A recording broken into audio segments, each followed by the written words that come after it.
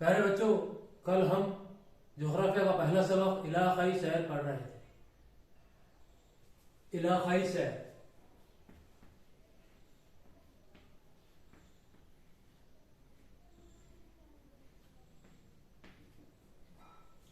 कल हमने देखा था कि एक तालीमी शहर वो नालुकदुर्ग इस मुकाम से निकली। उनका पहला पड़ाव सोलापुर में था। उसके बाद वो इंदापुर यहाँ पर रुके कुछ देर के लिए। उसके बाद वो सिंहगढ़ गए और सिंहगढ़ के बाद वो पूना में उन्होंने क़याम किया। सिंहगढ़ के बाद हमने देखा कि जैसे जैसे वो नालुकदुर्ग से आगे जा रहे हैं, आगे यानी कौन सी सिमत, मगरिब की सिमत जा रहे हैं, जमीन की साख बदलती जा रही है। पहले जमीन कैसी थी? पहले थी जमीन नशेब व फराज वाली, उसके बाद मैदानी इलाका आया और उसके बाद पहाड़ी इलाका शुरू हुआ। हमने फसलों में और नबातात में फर्क देखा। नबातात कम थे कहां पर? नालुकदुर्ग के करीब, है ना, कम थे, कांटेदार थे, क्योंकि बारिश कम है। अब जैसे जैसे आगे जा रहे हो, जब सिंहगढ़ के करीब पहुंच गए, पहाड़ी इलाके के करीब, हमने देखा कि बड़े बड़े दरख्त, घने दरख्त, ज्यादा जंगलात उन्होंने देखे। इसका मतलब जैसे जैसे वो मगरिब की तरफ जा रहे हैं, बारिश की मकदार बढ़ रही है। बारिश के तनासुब के लिहाज से फसलें भी मुख्तलिफ होती हैं। हमने देखा नालुकदुर्ग के करीब कौन सी फसलें उगती हुई देखी तो तुलबा ने, दालें, अनाज की फसलें।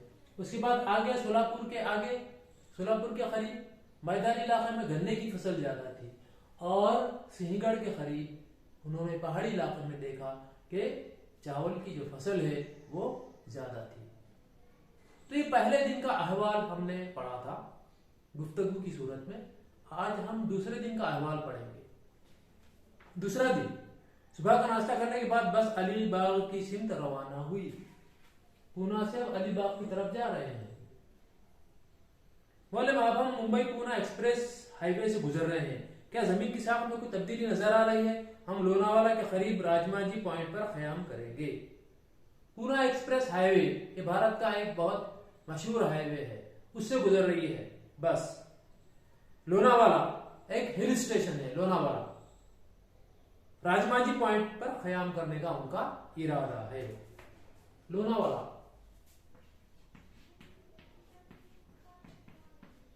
राजमाजी पॉइंट।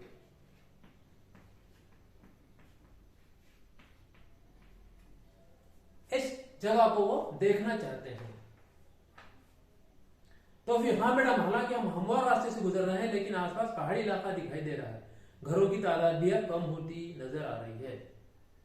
अब आगे पहाड़ी इलाका नजर आ रहा है दाएं बाएं जानिब, और घरों की तादाद भी कम है। पहाड़ी इलाकों में बस्तियां या आबादी कम होती है।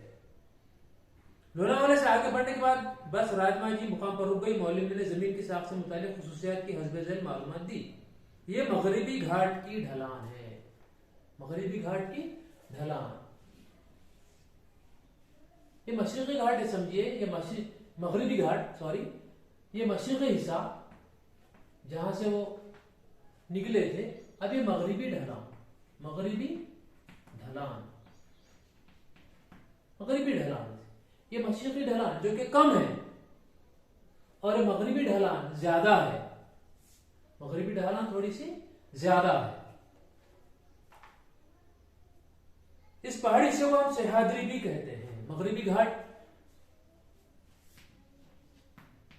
घाट का हिस्सा जो महाराष्ट्र में है उसको सह्याद्री भी कहते हैं। सह्याद्री, महाराष्ट्र में क्या कहते हैं? सह्याद्री, सह्याद्री पहाड़ी सिलसिला। इस मुकाम से जमीनी ढलान के दरमियान का फर्क बासानी देख सकते हैं। मशरिक की सिमत ये ढलान सुस्त और मगरिबी सिमत ये ढलान तेज है। मगरिब जानिब सुस्त है जबकि मगरिब की जानिब ढलान तेज है, ज्यादा है। मगरिब की जानिब चट्टान का ढलवानी रुख और कई आबशार दिखाई दे रहे हैं। इसके मुताबिक हम नवी जमात में पढ़ चुके हैं। इस हिस्से में मगरिबी सिमत बहने वाली उल्लास नदी का मंबा भी है। ये जो मगरिबी ढलान है यहाँ पर बहुत सारे आबशार भी हैं। आबशार यानी नदी के रास्ते में अगर ढलान आ जाए तो पानी नीचे गिरता है, उसको हम आबशार कहते हैं। बहुत सारे आबशार दिखाई दिए। और उल्लास नदी का मंबा, मंबा यानी जहां से नदी निकलती है उस मुकाम को कहते हैं मंबा। तस्वीरें खींचते हैं, बारिश दोबारा शुरू हो गई, तमाम लोग बस में बैठकर आगे रवाना हो गए। नहीं, नक्शा देखकर मैडम अब हम घाट से उतरकर खोपोली की जानिब जा रहे हैं। अब घाट से उतर गए, अब आगे जा रहे हैं खोपोली की जानिब। बोले बिल्कुल सही है, ये मगरिबी घाट का बोर घाट है, उसे खंडाला घाट के नाम से भी जाना जाता है। ठीक है, मगरिबी घाट का बोर घाट, खंडाला घाट, मगरिबी घाट का बोर घाट, खंडाला घाट।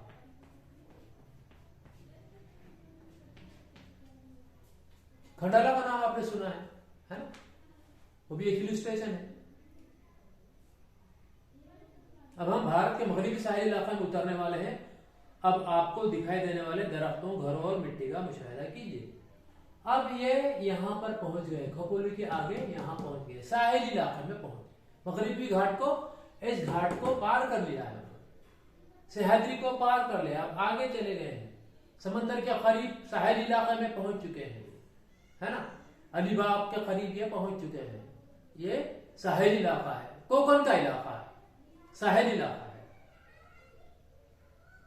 अब टीचर कह रहे हैं कि आप मिट्टी का, नबातात का, बस्तियों का मुशाहिदा कीजिए।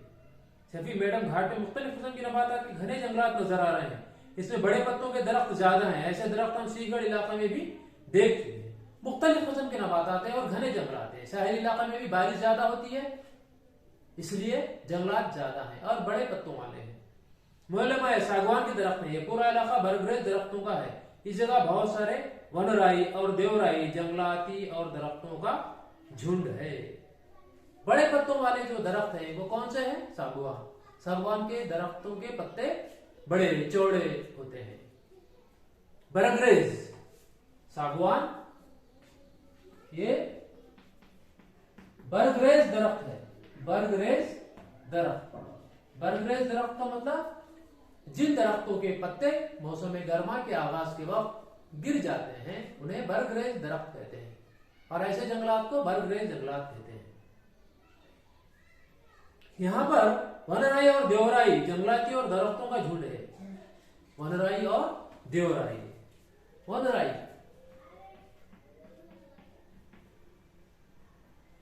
और देवराई, जंगलात का झुंड और दरख्तों का झुंड, जिसको वनराई और देवराई कहते हैं। यहां पर दरख्तों को, जंगलात को मुकद्दस समझकर उनकी पूजा की जाती है, उसको मुकद्दस समझा जाता है। वहां पर रहने वाले कबायली लोग उसकी हिफाजत करते हैं, उसको मुकद्दस समझकर उसकी हिफाजत करते हैं, इसीलिए उनको देवराई कहा जाता है। घाट पार करने के बाद जंगलात कम घने होते जाते हैं। चावल की खेतों की जमीनें और बड़े सनाती इलाके दिखाई देने लगे हैं। घाट पार करने के बाद जंगलात कम घने हो गए। घाट में बहुत ज्यादा घने होते हैं। आगे भी जंगलात हैं, साहिल इलाकों में भी जंगलात होते हैं, लेकिन उतने घने नहीं होते जितने पहाड़ी इलाकों में होते हैं। ठीक है, चावल की खेतों की जमीनें और बड़े सनाती इलाके दिखाई देने लगे। चावल की काश्त ज्यादा होती है, चावल की काश्त ज्यादा होती है। चावल की काश्त और आबादी ज्यादा कहां पर? साहिली इलाकों में, साहिली इलाके।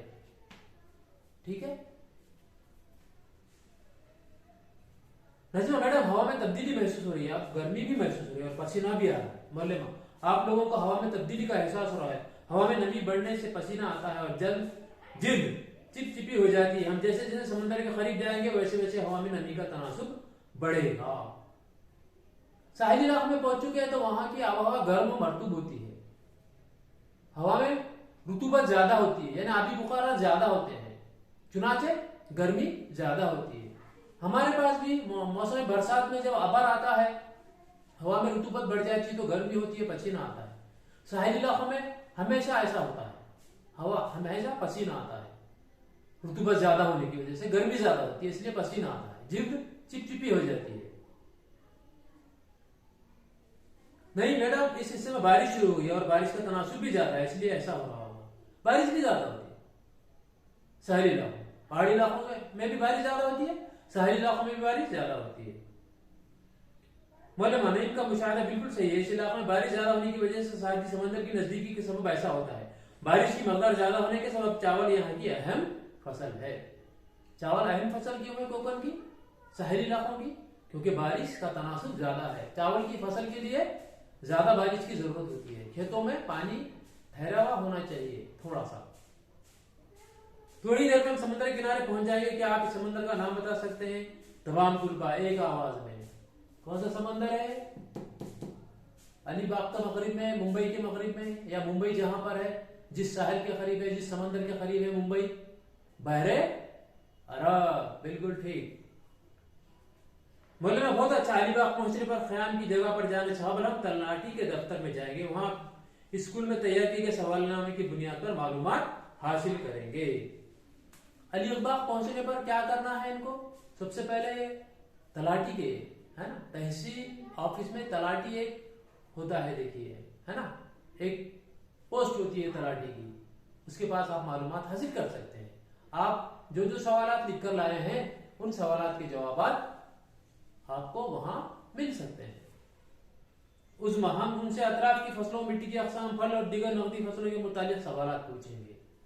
इसके अलावा इलाका से जमा किया जाने वाला टैक्स, ज़ायरा पाशी इलाका, आबगीर इलाका, प्रोग्राम और दही इलाकों के दीगर पेशों के मुतालिक भी सवालात पूछेंगे।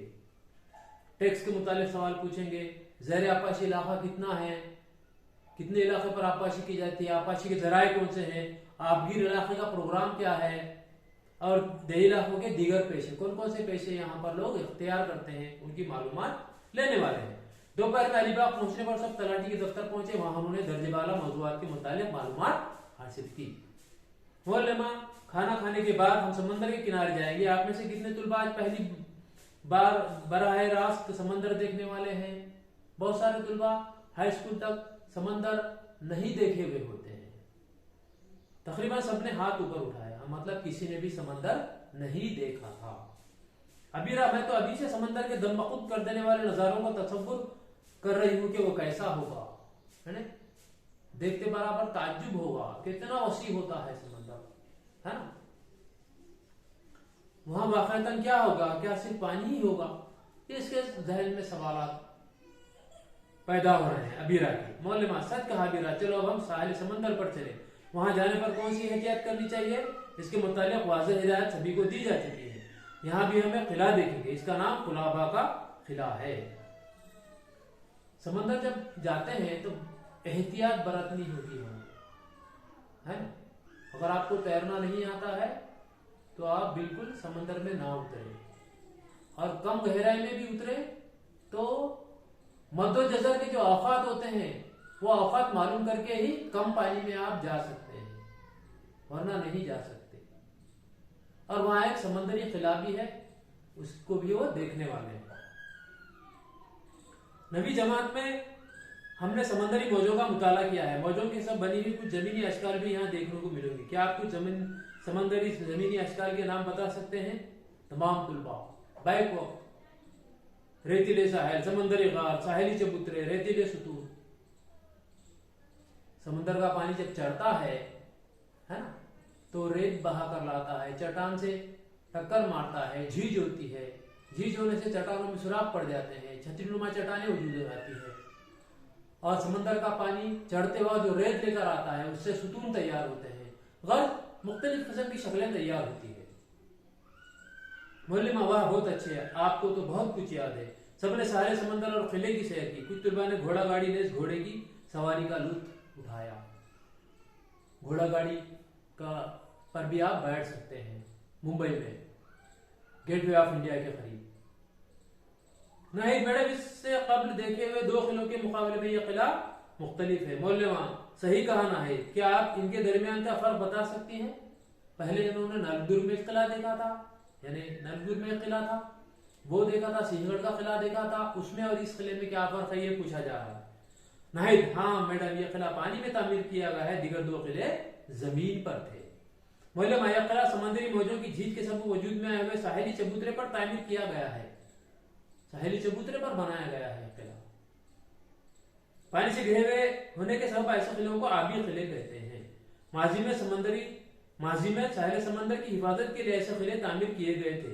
मगरिबी किनारे पर ऐसे कई किले हैं, मगरिबी किनारे पर है मगरिबी साहिल के करीब बहुत से ऐसे किले हैं, समंदरी किले, इनको आबी किले भी कहते हैं, साहिल की हिफाजत के लिए तैयार किए गए थे माजी में। नहीं, हाँ मैंने इससे कबल जंजीरा और सिंधुदुर्ग नाम सुने हैं, ये आबी किलों के नाम हैं, आबी किले।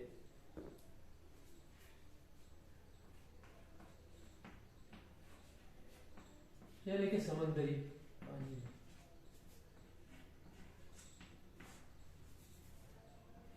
जंजीरा, सिंधुदुर्ग,